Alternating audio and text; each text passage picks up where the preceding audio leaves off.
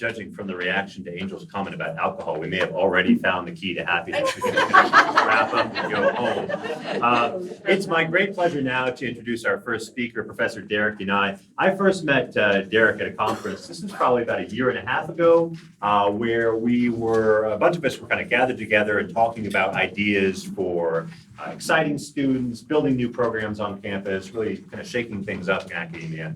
And one of the first things that struck me about Derek was just the amazing stories he had to tell about the way he motivated and inspired students at his home university. Really hit home with me that this guy knows what he's doing when it comes to teaching. So when I later heard that his primary research was on economic freedom and well-being, and I had the idea for this conference, I thought, this is the first guy I want to get to speak here. So I'm really glad he was able to be here. Derek Yonai is now director of the Koch Center for Leadership and Ethics at Emporia State University. Prior to that, he was director of the managing director of the O'Neill Center for Global Markets and Freedom, and a research associate professor at the Cox School of Business at Southern Methodist University. He's given lots of different radio interviews on the connection between economic freedom and human flourishing. He also conducts research in fields of legal history, law and economics, religion and economics. His published research discusses the role of economic property rights in law, and his recent research focuses on economists' inability to communicate their ideas to the general public. I assume he's talking about other economists because he is very good at communicating his ideas to the general public, as you will see right now. Derek Yonai.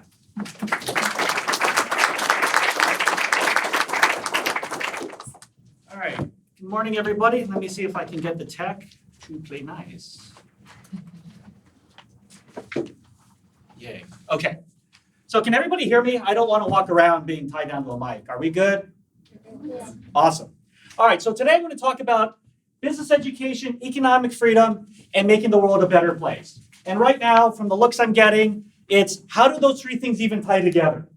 And hopefully when I'm done, it'll be clear how they all are critical to one another. What I want to begin with, though, is how does the world perceive business people? Right? In order for us to talk about the role business education plays, we might want to have an idea of how it is our society views those business type folks out in society. Well, in 1981, if you're watching TV, half of the corporate chiefs, half of the business people out there were engaged in illegal activities. 45% of business acts on TV were portrayed as illegal, and only 3% of business people did anything productive. All right. Now, for those students, 1981 was like a long time ago in a galaxy far, far away. But to put it in perspective for you today, if we were only 3% productive, you wouldn't have your smartphone, probably. Definitely not one with Face ID. And we wouldn't have driverless buses that get run into by semi-trucks, like what happened a couple days ago in Vegas. It would be a completely different world with a lot less wealth, with a lot less joy, and our lives would be far more difficult and different. So you're saying, look, it was 1981, bad things were happening, I wasn't even born yet. So let's talk about something in your lifetime, 2005. Of the 16 films that were up for the top 30 nominations for the Academy Awards, again, half of the movies had business people committing illegal acts. They were committing crimes. And only one character of the 70, 1 out of 70, were depicted as being ethical while at the same time being successful. That means the other 69 either were not successful or they were successful but unethical. Again, not much better. Our go-to baddie in our society seems to be a business person. In 2006, if reality was like TV, which thank God it's not, you would have been 21 times more likely to have been killed or kidnapped by a business person than by a member of the mob. Okay, quick show of hands. How many of you guys use Uber? Okay, didn't your mom ever tell you not to get in the car with strangers? Like, why? Because you'd end up being on the news, on the side of a milk carton, and bad things would happen to you. So why are you getting into cars with strangers? Right? I have this other talk on morality in markets where I talk about how trust is created, but I'm assuming we were all trusting when we got into the car and said, bad things are going to happen. Like this morning, Mark and I got into an Uber, And I had no doubt I was going to get to USD. I'm sure he felt the same way. I definitely wasn't sitting there running this statistic through my head going, 21 times more likely to be killed or kidnapped. I am not making it out of San Diego, right? I'm not sitting there going, okay, got the driver, philosopher, economist, but there's two of us. I think we can take them, right? That never crossed my mind. I'm sitting there going, I don't want to spill my coffee in this guy's car. Right? I'm worried about his car. I'm worried about him. There's this relationship we've built where we got in the car. He wanted to know how our day was. He even asked, what music do we want to listen to? It's like, look, you're not playing techno, so I'm happy. That's fine. Just keep it on like the top 40 hit station. I think that pretty much covers a broad spectrum. You're pretty much good to go, plus or minus one standard deviation. Right? But there was a relationship there. He asked, told us, have a good day. This is a social exercise of human beings interacting with other human beings. That's what business really is. And yet, 21 times more likely, killed, kidnapped, end up in the trunk of the car, cement boots on, bottom of the bag, right? So how did that happen? Oh, here's my roadmap for today's talk. I like roadmaps because that way it prevents me from getting lost. I'm going to talk about how we're teaching business. How are we teaching future business leaders? Because the way they behave will directly affect our perception of them. So how are we teaching them? And given what we're teaching them, what kind of mental model are they developing regarding this relationship with other people? Is business even a social activity? Do they even live in a world with other people? Or do they live in a world with widgets and Excel spreadsheets? That's kind of important, especially if you're one of those people on the Excel spreadsheet. And then we're going to talk about what happens when you take a principled entrepreneur, a person who's trying to create value for other human beings, and what happens when you put them in a healthy environment, into an environment where they can use their talents and creativity, help you use your inherent talents and creativity to create value for other people. And then what happens when you put a principled entrepreneur in a toxic ecosystem and how they die and bad things happen. And then you do get the 21 times more likely to be killed or kidnapped outcome. So, business ed. As mentioned, I'm an economist. I did my undergraduate work at UC Irvine, so up by 5. The econ department there was in the School of Social Sciences. I was one of those kids in college. I had the little button on my bag that says, "Hi, I'm from Social Sciences." That was me. Yeah, it's embarrassing. I did a law degree. Again, not exactly businessy. Barely do math in law school. Went to Mason, did my PhD there in, again, a social science department, in the economics department, in the liberal arts school. And then my first job out was in a business school. Suddenly I was teaching business. So it was really fun to walk up to my students first day of class. "Hi, I'm your business professor." Okay. And the first time I ever stepped foot into a business school is when I interviewed for this job. It was just like, oh crap. Like, no, it'll be fine. We're to learn from each other. Anyway, that was fun the first couple of times until I had a reputation. But one of the nice things about this is I'm an outsider. I am a business outsider, which means I have the ability to look at what they're doing and go, wait, for real? Are you high? You guys, you really believe that? Oh, okay. And then try to figure out ways to make it better. So it's nice being on the outside looking in. This last job at Emporia, then I sent a report directly to the president of the university, and she asked me, "Where would you like your academic home to be?" Wow, it sounds so pompous. I could have been in the math econ department in the liberal arts school, I could be in the business school, or they would have put me anywhere that had, quote, leadership in it, I think. I said the business school because, again, for me, since I am the outsider looking in, that's where I think I can create the most value. Working with those students, working with that faculty to maybe help make this thing, business ed, a little bit better. So here's the problem. And this is a problem I think that's happening across all levels of education, so it's not just business, but at least for me, it's primarily where I see it. We've taken education and we have made business ed very technical. It's about skills acquisition. Right? That's why we give you guys standardized tests throughout your educational career so we can measure how well you have acquired skills. Plus that way you can sound like Liam Neeson, that you too have a set of particular skills. And the problem with that is as we teach you technical skills, provide a technical education, you are becoming very well versed in how to use tools, how to go out and do business. The problem is you're not being taught what the soul of business is about. You're not being taught why we have business. You're becoming a user. Business is your drug and you're a user. I get to be the pimp and pusher and sell you the drugs, the business ad. You learn them, you use it, you make money, you get a JOB, our alumni reports look good, and then hopefully one day you give us money, right? There's a problem with that, which is just all we're doing is teaching you tools. You have no idea when it's appropriate to use that tool. Now, if I teach you how to use a nail gun, other than the fact it's kind of cool to pull the trigger, you start wanting to nail everything. It's like, oh, you got a leaky faucet? Fixed, right? You get excited about these tools. Oh, I can use Excel. I can do a regression. Look at this. I can market. And at no point did somebody ever tell you, you may not want to use it right now. This might not necessarily be an appropriate time for this. You're not taught judgment. So we go back to an old-fashioned nail gun called a hammer. I can use a hammer to build houses, build barns, and do all sorts of really creative and productive things with. Or I can use the same hammer, break your kneecaps, and take your money. Generally, we would think one is better than the other. But if all I teach you to do is use the hammer, you don't think about sort of target differentiation. You just see targets for your hammer. And this is the problem. The way I explain this to prospective parents, so I've often been cursed with having to go out and sell, like, why did you go to college to people? When I talk to parents and high school kids, the way I do it is this.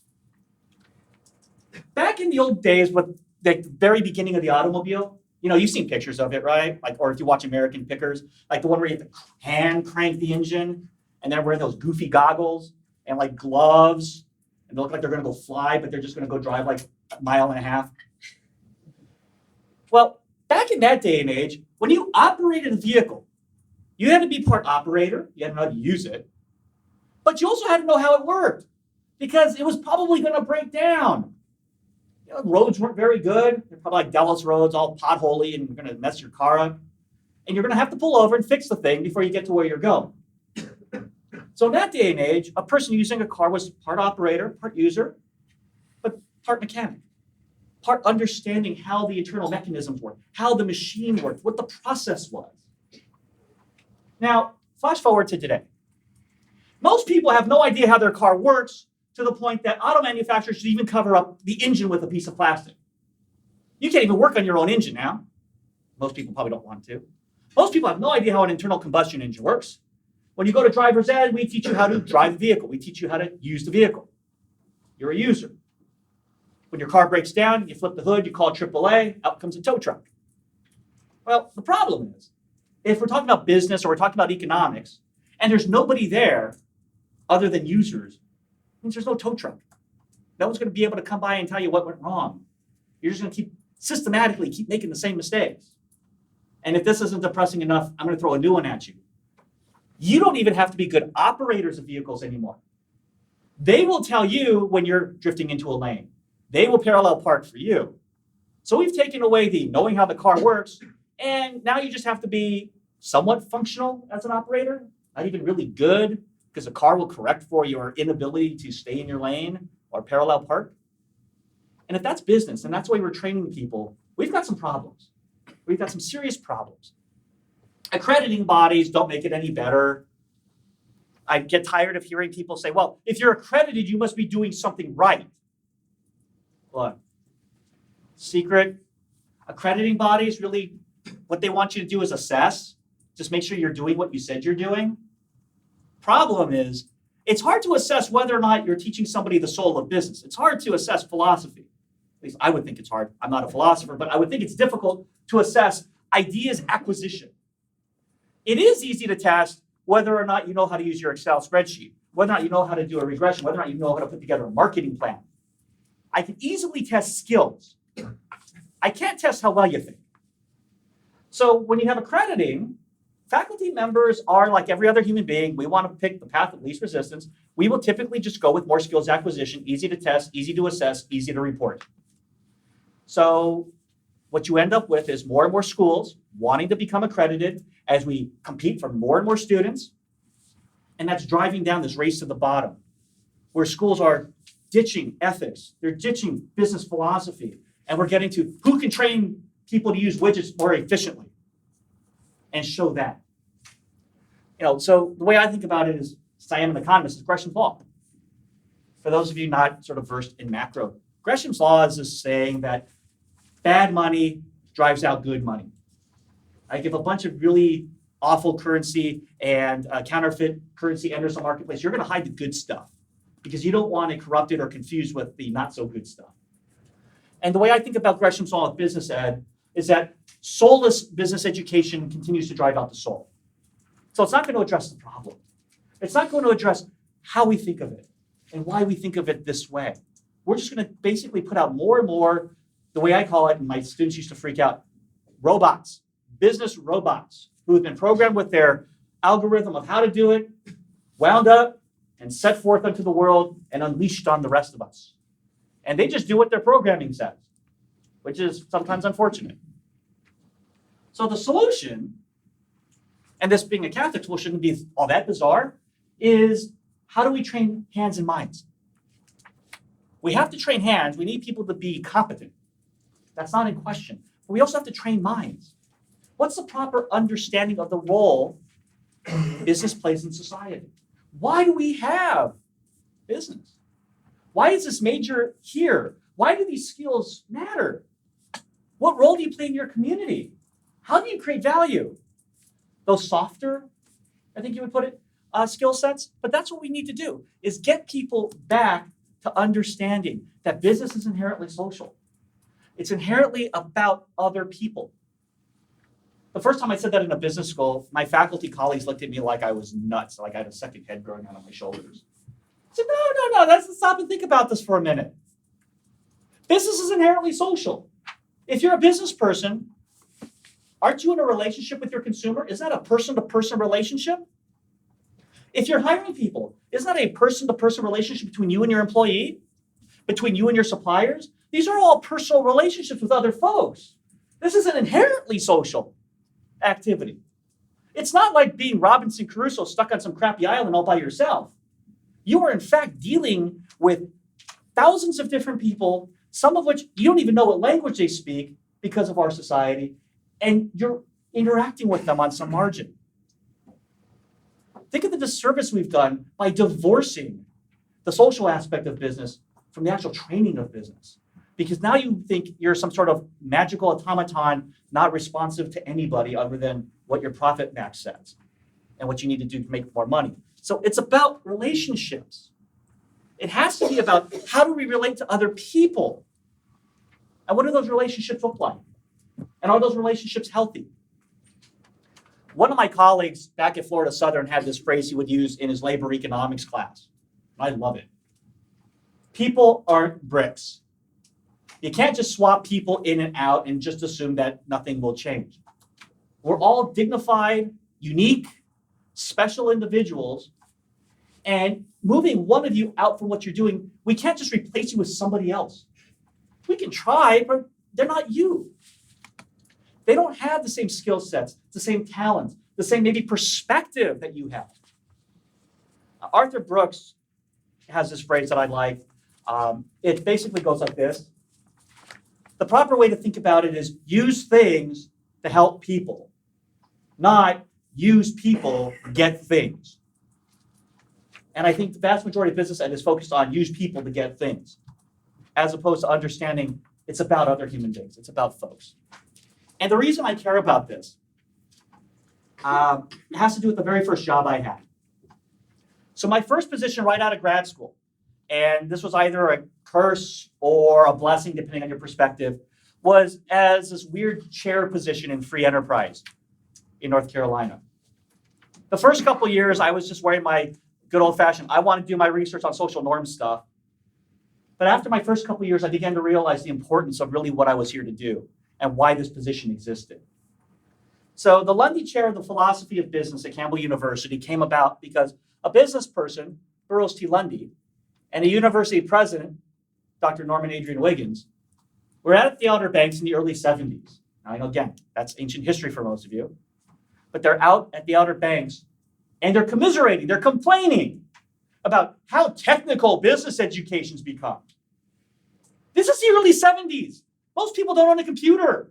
Computers took up like this room. And they were complaining about how technical business ed was. Think about it now. Wow, it's really technical, I guess. But what they decided was that Campbell University was going to be different. They were going to teach all the technical tools like everybody else because, alums need jobs. But they were going to be different. They were going to have a faculty member there whose mission was to teach the philosophy of business, why business exists and the role business plays in society. They were trying to do what I call now, they were trying to humanize business and humanize business education by having this required class that everybody in the School of Business had to take in order to graduate. So at least that way, all of their graduates have an opportunity, a 15-week opportunity to grow outside their business skill set and think about the bigger picture they're going to be participating in. And for me, that was powerful. I did that for 10 and a half years, and I was so moved by that mission that when I went to Florida Southern, that was exactly what the mission for my center there was going to be about. Humanizing business education. Again, new set of colleagues looked at me like I was nuts because they had never heard this before.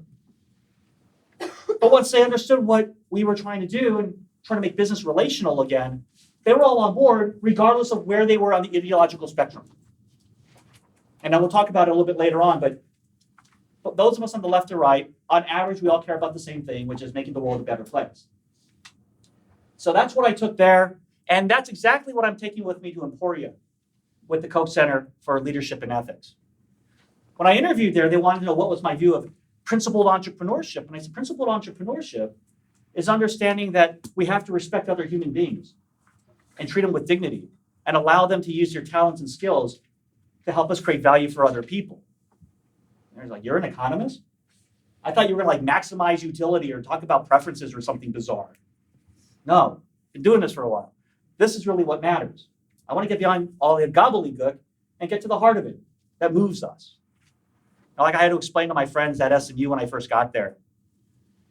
I don't know anybody who's ever fought a war for efficiency. We're going to go die for Max U. Yeah, no. Economists might get fired up for that, but we don't have very good fighting skills. Human beings who are not moved and going to go sacrifice their lives for efficiency, what they will die for, what we do care about, are things like prosperity, increasing human dignity, increasing human rights, making the world a better place because we're here, leaving the world better off for our kids when we die. That's what human beings die for. That's what we care about. That's what moves our soul. And that's what I want to get business back into. Helping people understand the vital role we play in this broad ecosystem we call our society. There's this quote from the naturalist, Edwin Teal. And this is what I always used to tell parents, and I tell my students. It's as morally bad not to care whether a thing is true or not, so long as it makes you feel good, as it is not to care how it is you got your money, so long as you've got it. It's not about the ends. The ends have to be people, not about money. We have to know how and why we're earning money, how and why we're creating value. And we have to know whether or not we're doing it morally or not. It matters. Immediately, my business student's like, whoa, wait, there wasn't that equation in my spreadsheet. I know, it's because you're supposed to be a freaking human being. You should care about this. Not because I taught you that, but because you're not like a sociopath. So what do these people need? What do these principled entrepreneurs need? People who want to create value for other people. People who want to use their gifts and talents to make the world a better place. What they need is an ecosystem to thrive in. They need an environment that will nourish them, support them, help them, that will be conducive to making the world better. Not an environment that crushes them, kills their souls, and leaves them for dead. All right, go watch any sci-fi movie. They chuck somebody in outer space without a spacesuit on, bad things happen. That's a bad ecosystem for human beings. The vacuum of space, no bueno for human beings.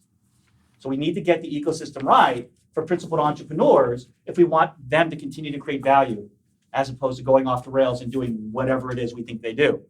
And that ecosystem is where we have good governance, the rule of law, and market institutions. It's right there, that pie-shaped wedge. That small little nexus is the environment where principled entrepreneurship flourishes and where human well-being flourishes. Now, here's the thing. Compared to the size of the circles, the wedge is really small. What that should communicate to us is it's really easy to screw it up. It also means it's really hard to get there because you're shooting for a smaller target. But if we know what the target looks like, if we know what the ideal place ought to be, we can at least begin to move in that direction. But what it should do also for those of us who actually live here is give us that moment of pause, not to take it for granted, and to understand just how delicate it is and how easily we can lose it. Another way I explain it to business students, because they always don't like Venn diagrams, go figure, I think Venn diagrams are kind of cool, is, look guys, you're doing business. You're at the top of the iceberg. But the way you do business is dependent upon what kind of economic system you have. But that economic system depends on what kind of government you have. And the kind of government you have depends on what kind of philosophy you have. What's your view of human beings? What's your view of society? What's your political view of what government ought to do? All those things tie together. Business does not exist in a vacuum. The liberal arts matter. And we have to bring all of this to the discussion if we want to talk about the proper role business plays in our larger society. So quickly, just to make sure we're all on the same page, free enterprise, that ecosystem needs three things. You need freedom, you need the rule of law, and you need market processes. Now, when I talk about freedom, I don't mean like just complete anarchy and license. I mean, if I'm going to make it really short, ownership. The philosophers are going to probably hate this because I'm definitely not going into the weeds on this, and I'm probably being way too overbroad, but I got other things to talk about. But we have to own ourselves. We have to have self-ownership. And with self-ownership comes the ability to challenge other ideas. We need to have the ability to say, that product's not very good, we can make it better. Or that service isn't very good, we can make it better. Or, poverty sucks, how do we get out of poverty? But we have to have the ability to challenge, to take our ideas, own those ideas, and put them forth out there and challenge existing ideas. We need to have the freedom to experiment, try these things out, see if they work, see if they don't work, see if you just have too little data to figure it out. But you have to have the opportunity to go out and try. And most importantly, you need to have the freedom to use your talents, to use your gifts in a way that not only brings you joy, but hopefully brings joy to other people in your society. If you don't have freedom to use your gifts and talents, you're not really free, because those things are part of who you are as a human being. And you do also have to own things. I don't want to sully it, but yeah, you do have to own stuff. Now, the upside with owning stuff is that it makes you responsible as a caretaker on whether or not those things are increasing value or whether or not they're shrinking in value. All right, so the nice thing about owning property and having ownership, as a person who's always taught up until now at a private university, if we don't do our job with our resources, meaning if we don't actually train our students and teach our students, we're not going to put out, reasonable, good, well thought of alums. If we don't put out good, well thought of, reasonable alums, they're not going to get jobs. They're not going to be able to contribute value, which means when we turn around in 10 years and ask them to support us, that isn't happening. It also means that if we're not actually doing a very good job educating people, new people aren't going to want our product. They're not going to want to come to our school because they're going to go, you're those guys. Yeah, it's okay. So even in education, property rights matter. It forces us as faculty to be responsive to people in our society. So when I tell my students when I'm being a jerk to them, look, don't hate the player, hate the game. I am trying to make sure you don't get fired from your first job. My job isn't to pat you on the head, good job, yeah. No, my job is to make sure you don't get fired. To make sure you go out there and you're actually able to contribute to the rest of society. and not sort of cater to your wants, needs, and desires of being like God's special snowflake. But I'm honest with them. I tell them that right up front. So they're like, oh, so you're a jerk. Yeah, I guess so.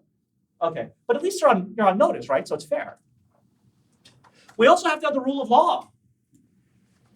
We have to be protected from other people. If we're going to have our freedom and our dignity, we have to have a zone of autonomy. We can't be interfered with. That's the part like young libertarians really like. Yeah, I don't want people jacking with me, man. Okay. This is the part they don't like. It also means that we have to protect other people from you. Whoa, what? It's reciprocity, bro. It goes both ways. We have to protect you from them. We have to protect them from you. That was one reason why in 2008, I was really getting irritated with some of my econ students. I just blamed like young libertarians. They would just come in. I'm like, man, I hate you guys. I'm like, what? You don't care about freedom and liberty? I'm like, what do you mean? You want license. You want to do whatever you want, whenever you want, and to whomever you want. That's unethical. Freedom is being able to do what you want up to the point that it doesn't interfere with somebody else's life. It's constrained. And I was like, oh. Oh, and I told them, by the way, you can't impose freedom at the end of a gunpoint barrel anyway. So like, I can't like give you freedom. It doesn't work that way. Like, oh man, yeah. We also need protection from government, protection from public predation. We can have private predators. People wear ski masks. We can also have public predators. They wear ties and have forms. So we need to be protected from both. And we want to make sure the rules of the game are equally applied to everybody. We want to make sure we're not playing favorites. Right? So as an economist, I use this a lot with my students. Like, what do you mean by fair? I don't understand what fair means. And yeah, I am being a jerk at that point. But I'm speaking out in public. The easiest way to describe it is we want the game to be fair. We want the rules equally applied to everybody at all times, regardless of who you are. And that also means no corporate welfare. The rules of the game, if you're giving out subsidies or tax breaks to start businesses, aren't being applied equally to everybody. Now, that was one of the problems that got me into trouble with Florida Southern. My president wanted me to go out and lobby for more subsidies for business or whatever, something crazy. It was bizarre. And I said, no, that's one that violates our nonprofit standings. So just from a legal perspective, can't do that. Tax perspective, can't do that. Moral and ethical perspective, no. This violates everything I believe in. This violates my notion of human dignity that we should play the same game fairly with each other. Why should I give this business a tax break because they're new, but the other people who've been creating value in our society for decades? Screw them.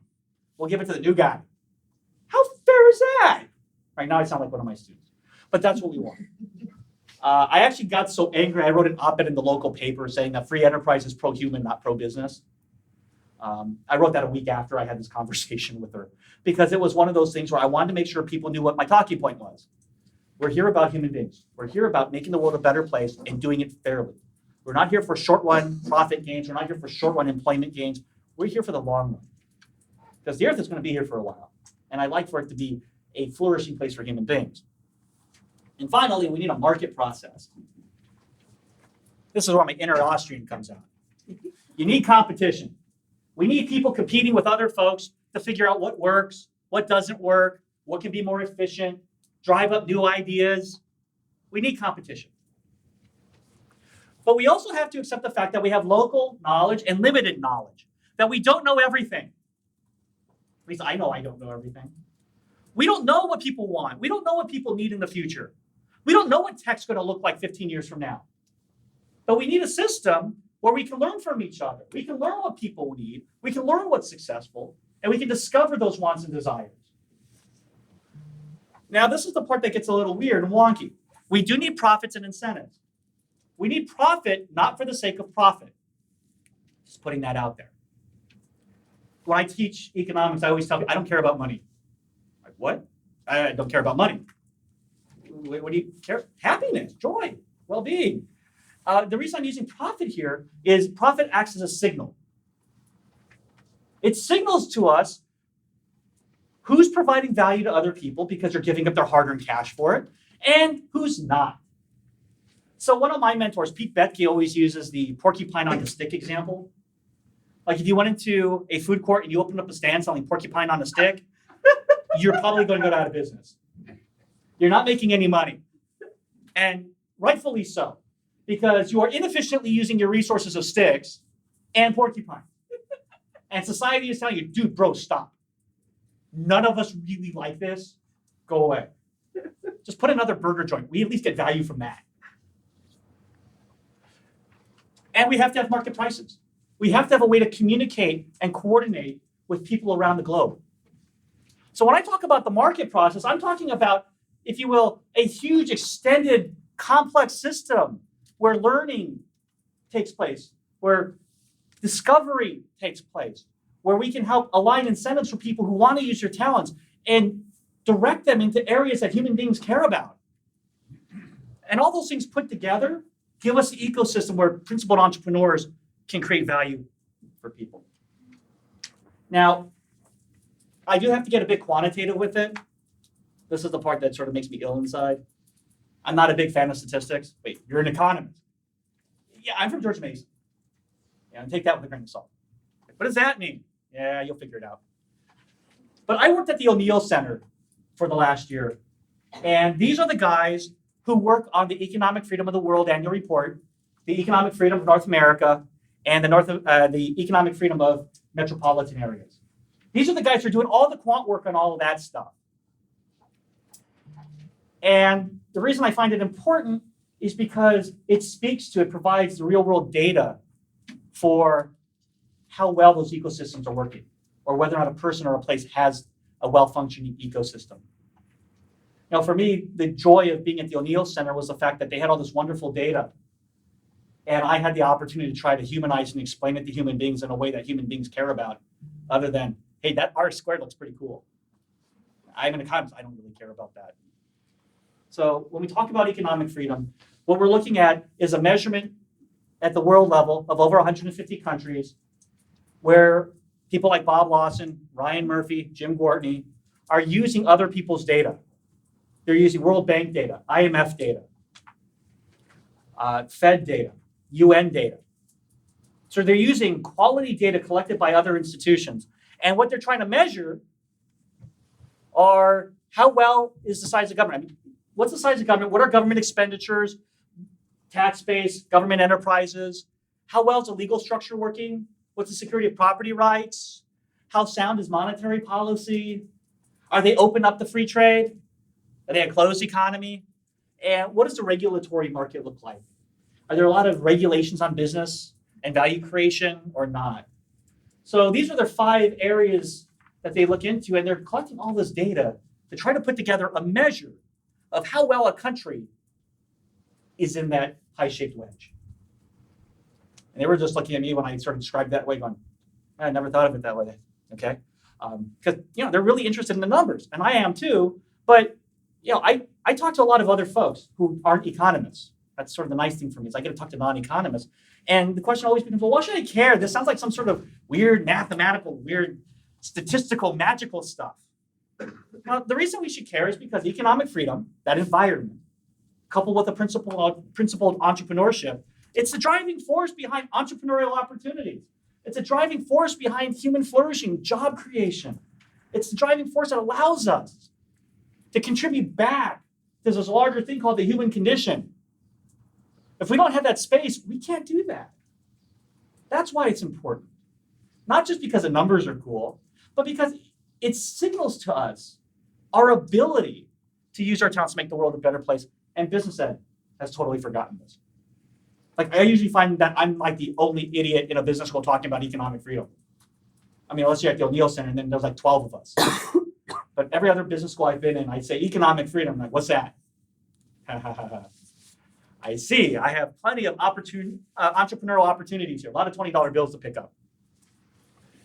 This is the economic freedom score of Canada and the United States between 2000 and 2015.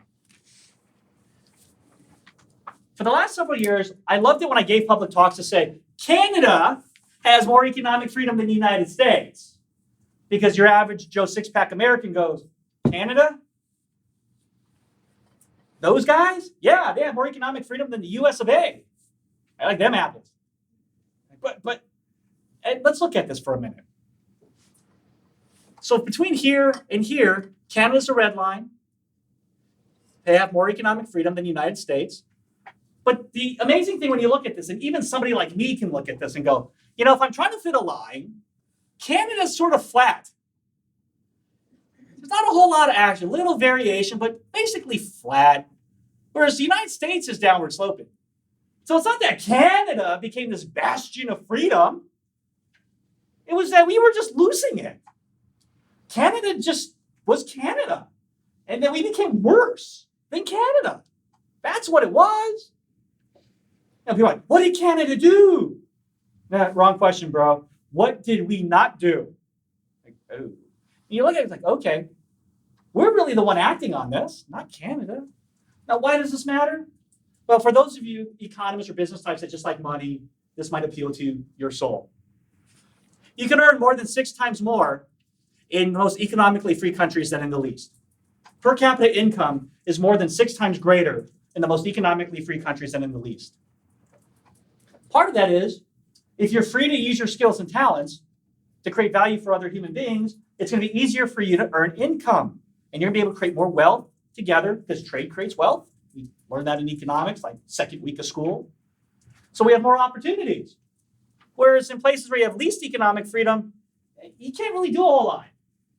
There's not a whole lot there for you to accomplish, for you to do. You can't share your gifts with other folks as easily. Growth is greater in the most economically free countries than in the least. Again, when I talk to like normal, real human beings, you say growth rates. That's what my oncologist was talking about. This isn't cancer, right? It's like, no, economic growth. What's that? Oh man, we really are doing our jobs as economists. We grow faster. Now, this is the one that I like because I think this is the one that moves human beings. If you were the poorest 10% of your population, if you were in an economically free country, on average, you're making 10 times more than those in the least free. Because even for you, you have the opportunity to still create wealth and create and contribute back. The barriers preventing you from earning a livelihood are fewer in the most economically free countries than in the least. So you're able to earn 10 times more. If I were the poorest 10%, I would rather live here than over here. And I think most of us would. Which means if you care about the poor, Adam Smith did, he wrote a whole book on it. And I care about the poor, I would rather have the poor here than here. So we have to get the ecosystem right. The percentage of people living on $1.25 a day, now this data is a bit dated, 2.7% in the most economically free compared to about 42% in the least economically free. Extreme poverty is far greater in places that don't have a well-functioning ecosystem for these principled entrepreneurs to help make the world a better place. Those are definitely places you wouldn't want to live. Life expectancy. Now, I know most of you young folks are like, I'm invincible. All right, we'll just go club hopping with you and just sort of watch how much you drink. Whoa, you're making my liver hurt. You're not always going to be invincible. One day, too, you will become middle-aged. Yay. Here's the thing. It may not mean much to you now, but living 20 years longer in the most economically free places as compared to having 20 fewer years in the least economically free countries is actually really important. I'm getting to the point where, I kind of like the extra 20 years because, more time to be on the planet. But for those of you young people, let me put it to you this way in a way that maybe resonates a little bit better. What this means is you have the opportunity to know your grandparents. You mean the angry guy with the shotgun telling kids get off his grass? Yes. There's a value to knowing your grandparents. And it's this. They can pass on their accumulated wealth of human knowledge and share it with you. There's much more human knowledge transfer and culture transfer when you have extra generations of human beings who are able to share with each other than one in which human beings are sort of just like dropping like flies. One where people are dying fairly quickly. It makes it harder to keep continuity with culture. It means you're more likely to make mistakes. It means you're more likely to repeat mistakes. That extra 20 years is a huge blessing for us because it means we have access to people who've lived longer lives, who have seen things come and go, and give us a perspective that's larger than our own. Literacy, I minored in English Lit, so maybe I'm weird. But literacy is important. I think most of us care about people being literate. Literacy rates for both men and women are higher in places with more economic freedom. Incentives matter. Places where you can use your gifts to improve other people's lives means that you have an incentive to invest in those gifts. One of them is, hopefully you can read the McDonald's menu, right? You can read cheeseburger as opposed to, I want that. There's payoffs economically for literacy. Therefore, we're going to have higher literacy rates. And I like the fact that people can read. It makes my life easier, adds to culture. And going back to our theme of well-being, life satisfaction. People in the most economically free countries report being more satisfied with their lives than people in the least economically free places. Life satisfaction. People are happier. And it has nothing to do with money. I want to make sure you understand, I'm not arguing happiness equals more money. What I'm saying is people are happier in places where we have the opportunity and the environment to use our gifts to improve other people's lives, where you can use your gifts in a way that brings you joy. Let's think of it this way. I had to tell this to a group of people once. And it was one of these stories that came up on the fly, so we'll see if it still works. I said, 3,000 years ago, if there was a college, there'd be like one major. It's called How Not to Die, right? Everybody was like subsistence living, just like, I just need to eat enough calories to like not die today. Like maybe I can die tomorrow. Today, we have colleges that offer all sorts of majors. Florida Southern, when I was there, had just opened up a brand new multi-million-dollar dance studio. You can major in dance. Bring joy to other people's life using a skill and talent that brings joy to your life and earn a living. 3,000 years ago, you wouldn't major in dance because the odds are you aren't going to confuse the bear long enough for it not to kill you.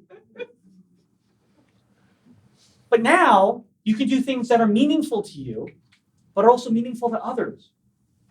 That's the great thing about that. Economic freedom is also associated with greater employment. One of those ugly sort of economic variables. U goes down.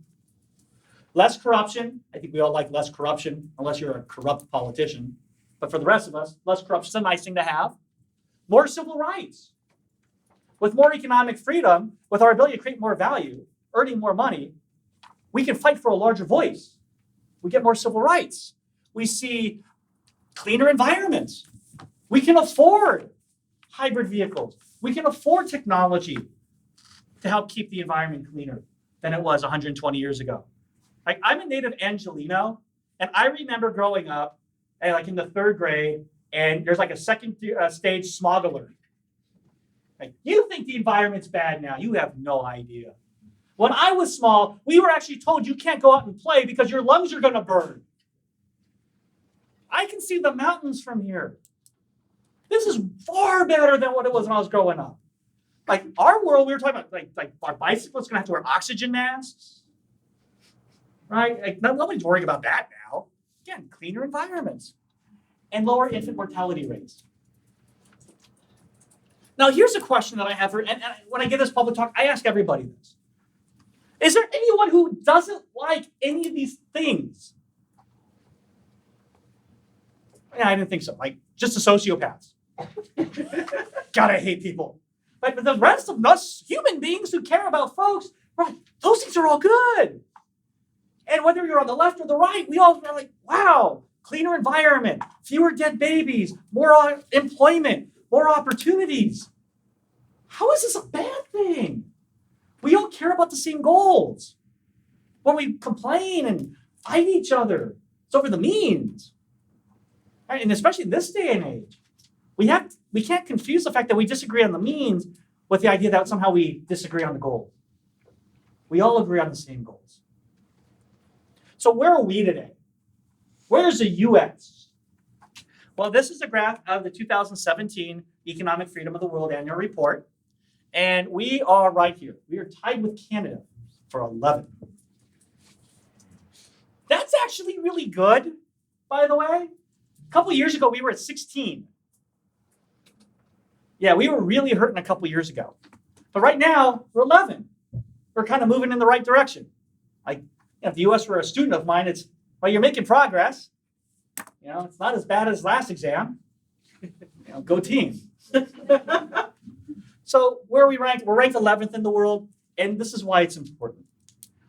We had huge economic freedom gains between 1980 and 2000. And we lost all of them between 2000 and 2015. Now, the reason I say that, and this is important, is to reinforce the idea that it's not about politics. It's not about, like, are you a red state or a blue state? And here's why. Between 1980 and 2000, we had economic freedom growth under both Republican and Democratic presidents, and under both Republican and Democrat-controlled houses of government. Likewise, between 2000 and 2015, we've had economic freedom destruction under both Republicans and Democrats in the White House and in Congress. So it's not like you can sort of, bet on a team and go, yeah, they're going to save us. No, they both can create economic freedom. They both can destroy economic freedom. This is a much bigger problem than just politics. It gets back to, what are we trying to do as a society? How do we want to free people so they can create a better world versus being in fear and trying to control the world around us? So why did we fall? Well, we didn't follow the principles of free enterprise. We didn't do what's required of us to maintain that ecosystem. We overspent, we overregulated, and we had cronyism. I really don't like that word. People are like, cronyism. Some people don't like crony capitalism for other reasons, but cronyism. So we overspent basically means we're eating our future. You're eating up your future because future generations need to pay for spending today, which means that you're basically impoverishing your children. So way to go. I'm glad you love generation N+1 and N+2. How many of you guys are on meal plans? Okay. So your meal plan probably is much more flexible than the ones I was on. So like back in the day when I was on a meal plan, you only had a certain number of meals a week. And if you used them all like by Wednesday, it meant you weren't eating Thursday, Friday, or Saturday. So if you overspend or overeat Sunday through Wednesday, you're starving Thursday, Friday, Saturday, or you're borrowing money from your friends. Or it's a weight loss plan. You're just going to cycle. Well, if that's your economy and you're spending up front, it means you're going to have lenience in the future. And we have to take those into consideration. When we talk about overregulation, we're making it harder for people to use their gifts and talents to create opportunities. The Small Business Administration estimates that it's about $10,500 in costs per employee to stay legal. Legal compliance costs about $10,500 per employee for a small business. Think about that. Think about all that opportunity cost and how that could have been spent in terms of providing you a better product, a cheaper product, hiring more people. But instead, they're using it so they don't get sued by the government and shut down. Again, opportunity costs matter. Cronyism, this is where we start using our resources for unproductive uses. Like when Amazon's trying to take bids to where they want to put their new headquarters.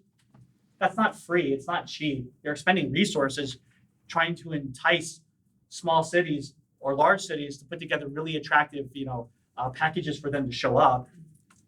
Those are resource costs. If you're in Plano, Texas, and you're trying to put together a pitch to Amazon, you're redirecting resources that might have gone to your school district. Or if you're Dallas, you're definitely redirecting resources that could have been used to make your roads better. Man, those roads were hard on my car. And you're redirecting them to get Amazon. Again, there were real costs to these things. But as far as our economic freedom score goes, what gave us our biggest hit was the fact that we lost the sustainability of property rights. So with the Kilo case, our property rights became sort of more fragile, less secure, and that affects our ability to have freedom. If you're not sure if the government's going to take your home to put up a plant, that affects our ability to live our lives. Now, one of my friends who had the office next to me, Dean Stansel, he's the North American researcher on the Economic Freedom of North America annual report. So he studies the US. And this is from last year's report. The new report comes out next month. California, and again, I'm saying this as a native Angelino. Like, I am one of the few people who can claim I was born in East LA. We're ranked 49th in the US. So we're definitely doing better than New York. Golden State. However, it means that like 48 other states are doing better than us. If California was a student in my class, we would be having this come to Jesus moment of, economics isn't for everybody. Maybe you should drop, because this isn't working out too well. So what does that mean? People aren't California dreaming. Being born and raised, I lived in California up until 1999. And maybe I had the California bias too, but I always pictured it as a place where people wanted to come and go. And well, in 2011, 254 companies said, bye. They left. Chevron, which had an oil field near my parents' house in Montebello, Waste Connections, they moved jobs to Texas. Occidental Petroleum relocated to Texas. People are fleeing California. There is a mass exodus of Californians to Dallas, and it's weird. Campbell's Soup shut down their plant up in Sacramento, and the Toyota corporate office in Torrance, they moved to Plano, Texas. That's a lot of people fleeing this place. Those are a lot of opportunities, a lot of jobs, a lot of income, a lot of joy production, leaving this great state. Now, why are they going to Texas? They just want barbecue? Because everything's bigger in Texas? No. Texas is ranked number 1 in economic freedom in the United States, or at least it used to be. They're moving to Texas because the environment there to create flourishing is better than here. That's why they're moving to Texas. And I'm telling you, it's not because of the roads. Even the roads here are better. So, being an economist, let's use a market test. Looking at U-Haul prices, the cost of a U-Haul from Torrance to Plano, $2,600. But for a Texan going from Plano to Torrance, it was only half that. Gee, I wonder why. Wonder where the greater demand is. Or moving from LA to Dallas, $2,500 versus, again, half that from Dallas to LA. Dallasites aren't moving this way. Californians are moving to Texas. That's part of the problem. When we don't have the right environment, people who can create opportunities, people with great ideas, are going to look for a better environment for them to flourish, which then hurts communities here and hurts people here. So when we talk about economic freedom, we've got a couple things we need to ask. One, on average, are people better off? Two, what's the relative wealth and how well does that work for the average person on earth? And this is the one that confuses many people. How do we get the average person on earth up to our level of poverty? Yeah, now people go, that sounds evil, dude. No, I'm just trying to be catchy. So average world income in 2012, I apologize, it is dated, but depending on your source, average income was between $8,000 to $10,000. So average person, X-bar person on this rock in space, makes between $8,000 to $10,000 a year. Our level of poverty in 2011 or 2013 for a single person was $11,170. We define poverty as being an average person on earth. That's how much we have benefited from each other in creating opportunities. That for us, in poverty, impoverishment is what the average person on earth looks like. That to me is amazing. That to me is something that most people don't recognize. Or this one. Anybody know how much it takes to be a 1%er in the world? Like if you want to be one of them highfalutin 1%ers in the world, top 1% of wage earners on the planet, how much do you think you need to make? So I got 70,000 here. Anyone else? 70,000? 360? 360,000? Okay, 360,000. Felt like an auctioneer. 360,000 going once, going twice. Million? Billion. Okay. $36,000 in 2012. So if we adjust it for inflation, it's more like 36. 30. $34,000. You adjust for inflation, it's more like $36,000, $38,000. But basically, it's more than what most college graduates want to make when they go onto the job market. We are so, I don't want to use the word pampered, but we take for granted the amount of economic freedom we've had. We take for granted how much wealth people have contributed back to our society, that have added to the joy of people around us, that we don't understand. We can't even really appreciate what it's like to be an average person on earth. We have no point of reference with them if making $36,000 is a 1%er in the world. That's how far away we've come. But it's good in terms of we've been able to create those kinds of opportunities here. And knowing that means that we can help other people create those kinds of opportunities elsewhere, to help them engage in an ecosystem that enhances human flourishing, that allows them to use their skills and talents to create value for others. So here's my main concern. As economic freedom falls, will our prosperity fall with it? So here's my takeaway. Business education has failed. It hasn't done a good job in humanizing business ed and making us appreciate each other more. Our economic freedom's been falling. Our ecosystem that supports the principled entrepreneur has becoming more poisonous year by year. And it's beginning to slowly strangle and kill the principled entrepreneur. And here's the upside. You can help reverse this trend. You can help make the world a better place. If you know what the problem is, it means that you can actually do something about it. And that's powerful in and of itself. So you're asking, what can I do? Little old me. You can dig into ideas like you are now. Being here is a first step into a larger world of ideas. You can dig into these ideas. You can explore ideas in a way that you normally can't explore them in class. More importantly, talk to your friends about these ideas, because your friends probably have the same concerns you have. And they're probably in the same boat you're in where you can't talk about it in class. So think about that for a minute. If most of your classes are about skills acquisition, it means what makes us human, that discussion of our humanity isn't happening in class. And if you don't have a faculty member to help bring you guys together to talk about it, why not talk about it when you're at the cafeteria or while you're sitting around eating Chick-fil-A? Why not talk to your friends about, I'm concerned about this. How about you? And they're probably concerned too. And begin sharing ideas. Engage in the market of ideas with each other. Learn from each other. And I do mean this in a very serious way. Don't talk to your friends who already agree with you. Don't do that.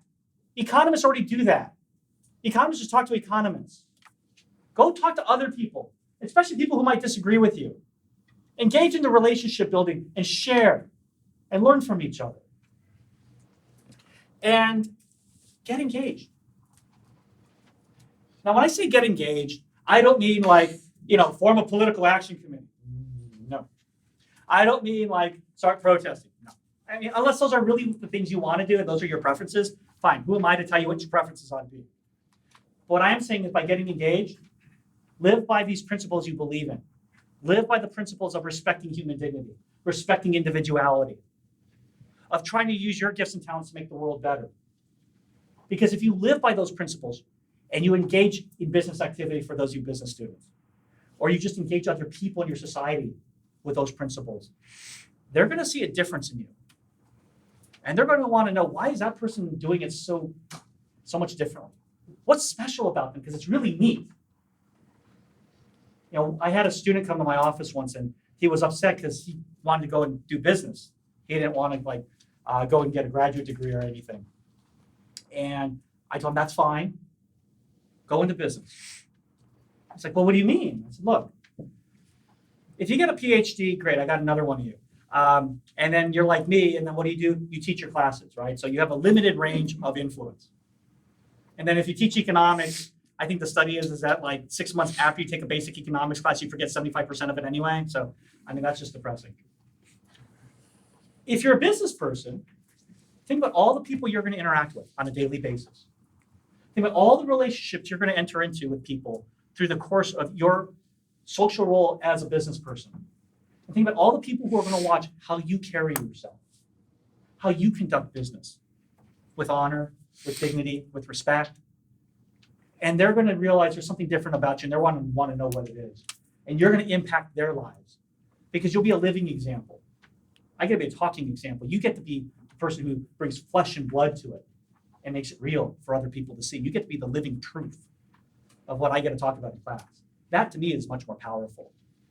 So even if you don't want to go to grad school or law school, you can still be incredibly impactful in your community. Just live your life by the ideals you believe in. This is my big takeaway for all of you. Business is relational, not transactional. Now the historians in here are like, I'm not going into business. Yeah, I know, just pretend you are. Business is relational, not transactional. It has to be about how do we create value? How do we make the world better? Not just for ourselves, but for our kids, for future generations of human beings on this rock. How do we make things better? And how do you leave an impact that says the world's better because you were here? If you want more information on the data stuff, I guess I am sort of obligated maybe. You can go to freetheworld.com. I don't think economicfreedom.org is live anymore. It'll redirect you someplace else if you go there. But if you really want the data and you want to interact with like world economic freedom data and see how countries look, you can go up to the freetheworld.com link right there, or you can go to the Fraser Institute and they should have a link to it as well. So again, play with the ideas, get involved. And at this point, with about 10 minutes or so left, I'm going to open up for Q&A.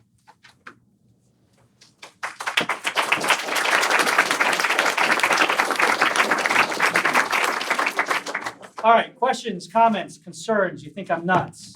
Have at it. It's too early, you need coffee. Yes. You were talking about how California ranks 49th in the country, but then it's regarded as like one of the top 5 economies in the world or something. Mm-hmm. If that's correct. Like does that balance out somehow, or is it just because of the size? Part of it is the size of California. So California has a very big economy in general. So there is a lot of production here. So don't get me wrong. In absolute terms, there's a lot of production. The question becomes on the margins. So what happens as little by little people begin to leave that absolute number? So my concern is on the margin, if people are leaving the state, there's got to be a reason for it. Or the way I explain to some of my students when I'm really being pessimistic. Hey, when the rats are getting off the ship, that might be a clue to get off the ship too. Don't know, but I'm thinking that might be the case. So the fact that people are leaving should be a signal or a wake-up call to California that we're not doing something right. You know, we have, yes, this very large economy. Yes, we have this big cushion where we can engage in all sorts of crazy ideas before it really comes back and bites us. Do we really want to get to the point where it hurts? Or do we want to nip it in the bud and like fix it early? Being a native Californian, I'd like to see my home state fix it early, as opposed to really incurring tons of pain to where you have to fix it. So I don't think, we're actually going to end up becoming impoverished like radically anytime soon and our production going down straight to the cellar. We do have that cushion, but again, it's on the margin. If the idea is to make a more vibrant economy for future generations, you're not doing that by destroying jobs and destroying opportunities. So, does that help? Yeah. Okay, cool. Yeah. So you said that like the U.S. was like 11th in the world on that scale thing. Yep. But then I noticed that underneath that there was like Finland and Denmark. But Right. you always see on the scales those are supposed to be the happiest countries in the world. Mhm. So why are they lower than that? So wouldn't that, because isn't the whole thing about economic freedom that's supposed to like make you happier? But it correlates with it. Mhm. So typically people with more economic freedom are happier. The way to think about it really isn't getting into the fine details between like whether you're 16th or 5th. Because when you're there, the gradation isn't that great. The real question comes in, if you're in the top 25, how much different are you than, say, the second 25 or the next 25% or the bottom 25%? It's really looking at, this is why we have it broken up by quartiles, of getting an idea of what that impact is. If you're in the 25th or in the top first quartile, you're more or less going to be similar to everybody. So in terms of you're going to have very similar economic freedom scores. There may be some marginal differences. which means that the fact that you're freer than the rest of the world means that on average you're going to be happier. So the fact that Finland and those places have greater happiness than us, but a lower economic freedom score, it's sort of a misnomer of the data. They're still in the top 25%, so you're still seeing. So then that why was relationship. it so important that we dropped from 2 to 11 if it doesn't really matter? Well, it's not that it doesn't matter for happiness. So it's gradated. So the smaller effects on happiness margins. But if we're looking going from second to say 16th, where we were a couple years ago, or 11th now, it gets to the question of what's our society like for human flourishing? Are we in a society where we feel like we're creating jobs? Are we in a society where it's possible for us to help lower our unemployment rates, other than just having people not go out and look for work? Is it possible for us to have a better environment for our kids? It's one of those things where, yeah, in the greater scheme of things, the difference between second and 11 may not be massive. But the question becomes for us, is it enough that what's the opportunity cost? Where could we have been? What opportunities have we lost out on? It's sort of like when I have a student, it's like, I'm getting a B. Yeah, you could have had an A. Marginal difference after our 120 credit hours doesn't really matter. It kind of does. It's still different from an A and a B. It's what could you have done instead versus what are you just sort of being mediocrely happy at? It also gets to, for me, the notion of, I'm tired of people walking around, America, land of capitalism. You're not even in the top 10, dude. Get the story right. For me, it's about getting into intellectual honesty about where we are and where we're going. It's one of those things where it's like a dental problem. You may not notice the problem, but over time, it gets larger and larger and larger, and you're going to require a very painful procedure to fix it. I don't want our country and our economy to have to go through a painful procedure to fix it. So, no, it's a great question. Just a comment to her. I think one of the reasons why those gradations for us are much larger is that we're the third most populous country on the planet, and the other two are way down the list. So those little differences for us versus a country of 10 million or 5 million or 1 million or whatever don't make as many people less happy as they do here with 326 million. So it makes, makes a bigger difference on a lot more people here than it does if other countries moving around with only 10 million people. Thanks. Yes. So over the course of years, we've had a couple of watchdogs Mhm. that have tried to improve conditions of business, especially in terms of the way that employees are treated. Mm-hmm. So we started off kind of from the unions. Right. And then the government recognized that, okay, we need to implement certain rules for compliance. So we developed more agencies, Mhm. and those also have a need Right. to create more rules in a sense. But what would you see the balance? So we've had the effect of the unions Mhm. and the effect of legal compliance. We still have exceptions. For example, in small businesses, they're not subject to discrimination Right. claims if it's a business 5 or less Mhm. in a year. So where would you see that balance coming from in terms of loosening up compliance and still preserving, the legal Right. opportunity for dignity of the employee? So the way I would look at it, and part of this, I am going to be honest, it is a legal bias because I'm a lawyer too, is how much of that could we farm out to the legal system in terms of where can we relax regulatory compliance to make it easier for businesses, knowing that we have a legal system in place that will punish somebody who does something that violates the rule of law. So we're just moving compliance from sort of ex ante upfront cost to an ex post system where we only impose a cost if there's an actual claim made.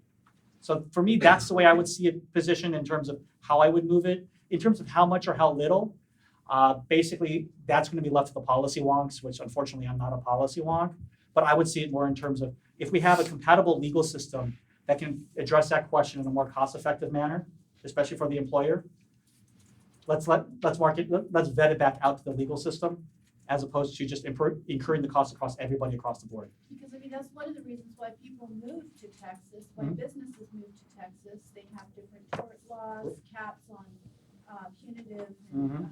claims, and in addition to that, they have much more conservative juries. So I just put the whole time, but I'll answer that really quickly. having been in the Cox School, the stories I've heard about people moving to Texas, the legal, if you will, the legal sphere wasn't their main, if you will, driving factor. A lot of it was it's middle of the country, taxes are lower, there's less regulatory burden in terms of being able to open up stuff, and the fact that there is a gigantic international airport there that allows you to get everywhere in the country. So there are other factors, not just the fact that tort reform is there and it reduces the ability to be able to file suit. Thank you. Thank you.